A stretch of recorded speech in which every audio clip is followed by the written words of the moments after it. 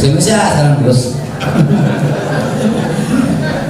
Karena ini apa sih, saya selalu bicara tradisi, bicara culture. Karena itulah yang menjadi pembeda dari negara kita. Kita ini, apa yang dimiliki oleh bangsa kita ini adalah culture atau budaya. Kenapa culture penting? Karena itulah kekuatan untuk membangun integritas dan jati diri. Karena membangun integritas dan jati diri, maka kita menjadi pembeda. Karena kita menjadi pembeda, maka Islam di Indonesia adalah Islam yang sangat berbeda.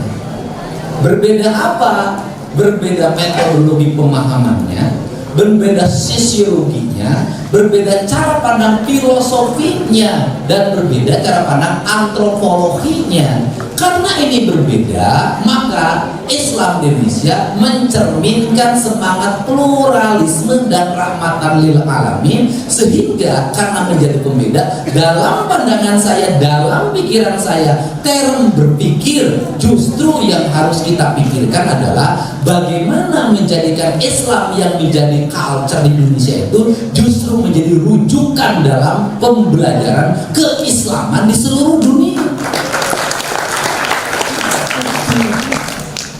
Itu yang kita ini bisa menjadi punya keunggulan.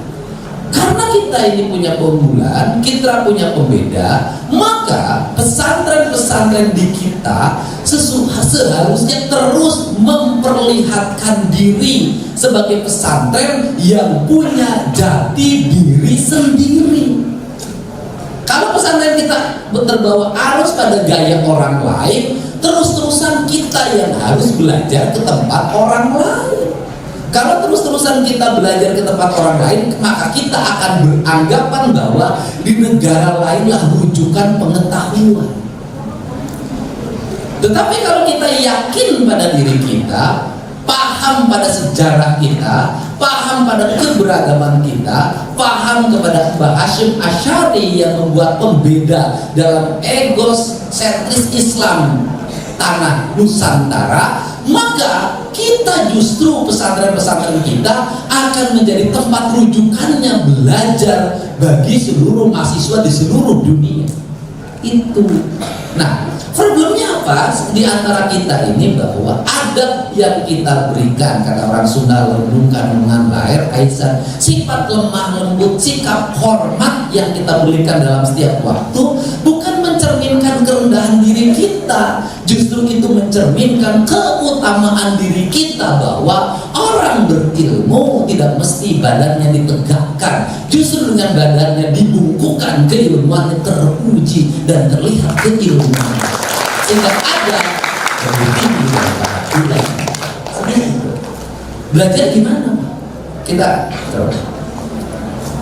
Kita bayangin, Pak, ada sebuah negara yang mungkin 40 tahun yang lalu negara itu miskin, orangnya bertengkar, penduduknya banyak, bahkan saking banyaknya mungkin sekian ratus tahun yang lalu sampai pergi ke Indonesia, ke seluruh belahan dunia. Kenapa? Tanahnya bermasalah, kering, tandus, konflik antar sukunya tinggi, sehingga dia harus mencari tempat lain untuk dia berusaha.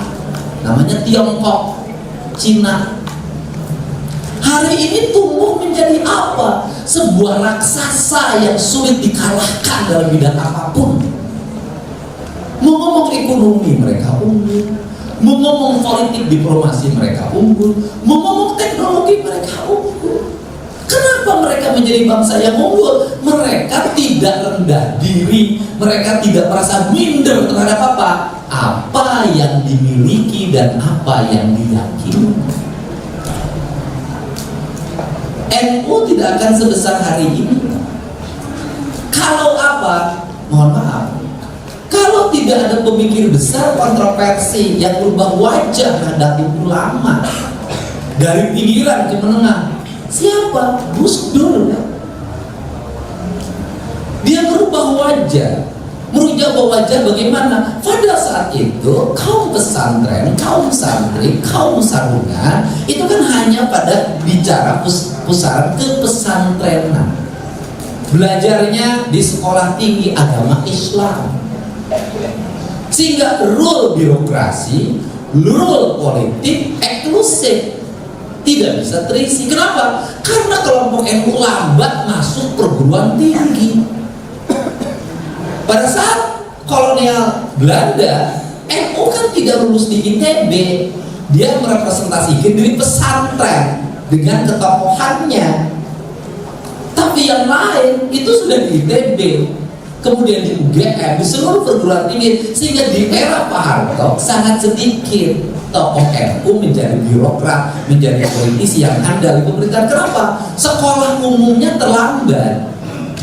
Maka saya ingat betul di tahun 90-an, bahkan tahun 87-88 sudah mulai disebut era kebangkitan NU yang dilakukan dengan gerakan kultural, di mana NU tidak lagi berkumpul pesantren, sekolahnya hanya tidak STAI, tapi di UI, di UGM, di ITB, di mana-mana. Kemudian lahirlah booming sarjana Nahdlatul Ulama di tahun 90-an dan di tahun 2000-an, sehingga hari ini dikatakan hampir tidak ada satupun lembaga yang tidak ada tokoh NU hari ini. Mungkin dalam masa waktu itu dianggap melanggar tradisi. Kenapa? NU maka pesantren sekolah nanti STAI, sekolah tinggi agama Islam, tidak ITB teknik sipil. Nah, kerangka inilah yang harus dibangun kita, sehingga bahasa saya canda itu bahasa serius, akhlaknya salafi, minismenya boleh bergaya Muhammadiyah, tapi rezekinya Cina. Kan hebat, Pak. Kalau sudah seperti itu ya belajar minisme pada siapa? Nah, ini yang menjadi term kita, sehingga hari ini semua ruang apa sih ruang yang tidak dimiliki oleh kaum santri, semua ruangnya sudah terbuka. Mau apa? Tinggal persoalannya adalah satu, kepercayaan publik. Apa itu kepercayaan publik? Karena dididik akhlak salafi, adab lebih utama daripada ilmu. Maka ketika tokoh-tokoh santri menjabat jadi bupati, dia harus lebih jujur dari latar belakang manapun. Ketika dia jadi menteri, dia harus mencerminkan ketauladanan sebagai seorang santri yang menjaga integritasnya. Ketika menjadi anggota DPR, maka harus tercermin integritas dirinya, bukan hanya pada simbol santrinya, tapi perilaku hidupnya. Kenapa? Ini sudah abad media digital. Ketika abad media digital, orang hanya akan melihat satu, tidak akan lagi orang melihat latar belakang, agamanya apa, golongan apa. Yang akan dia lihat adalah integritas dirinya. Kenapa? Kita sudah memasuki abad teknologi, dan sebentar lagi orang tidak bicara lagi golongan dan kelompok. Orang akan bicara dia berintegritas atau tidak. Ini yang harus dibangun.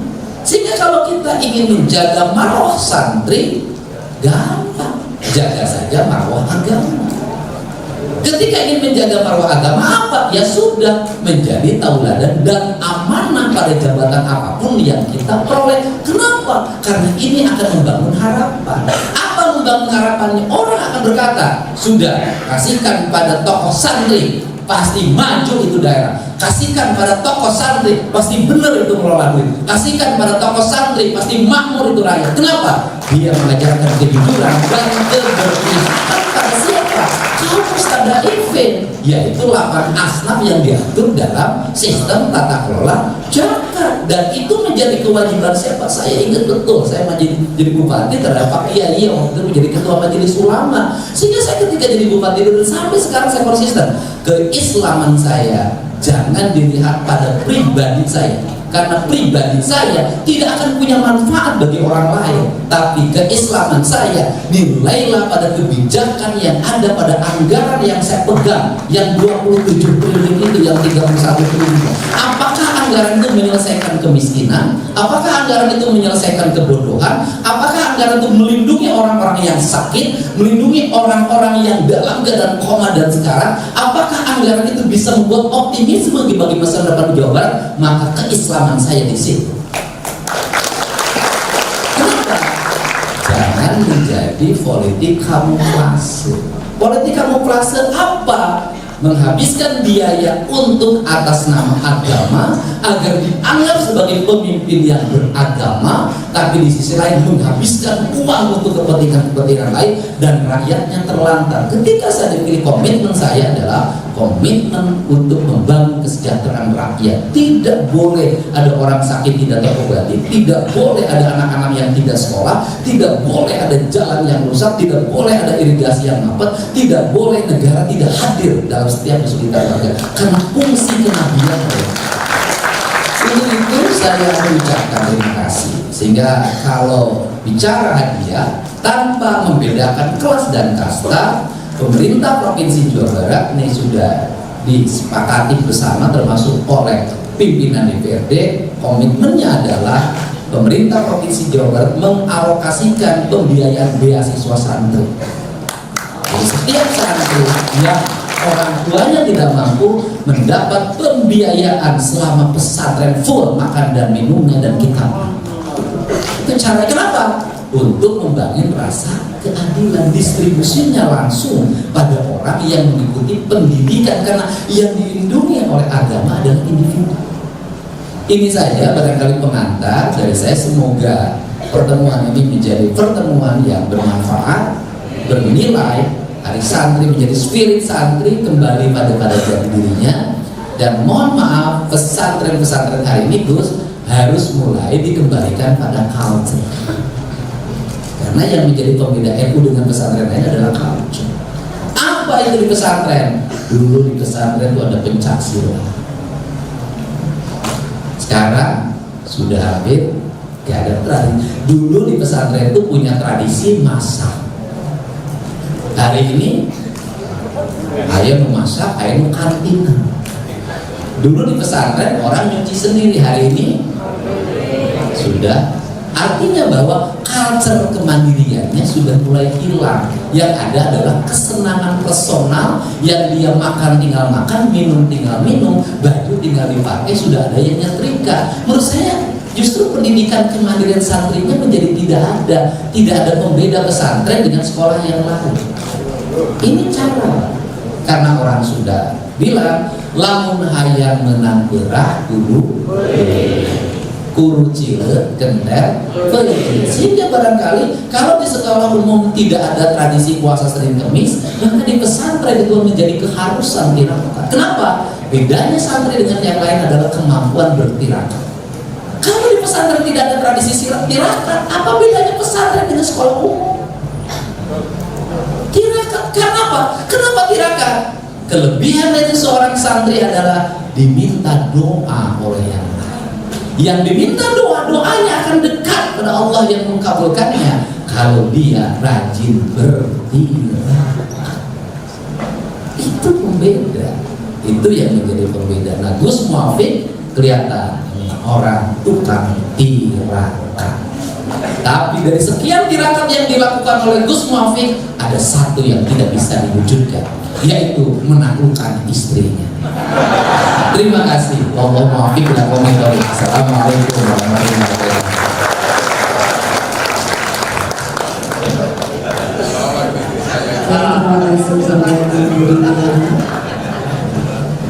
Hadirin yang dirahmati Allah, ini saatnya kita simak Mau'idul Hasanah oleh ulama karismatik, sosok yang selalu menebarkan ilmu dan keteladanan bagi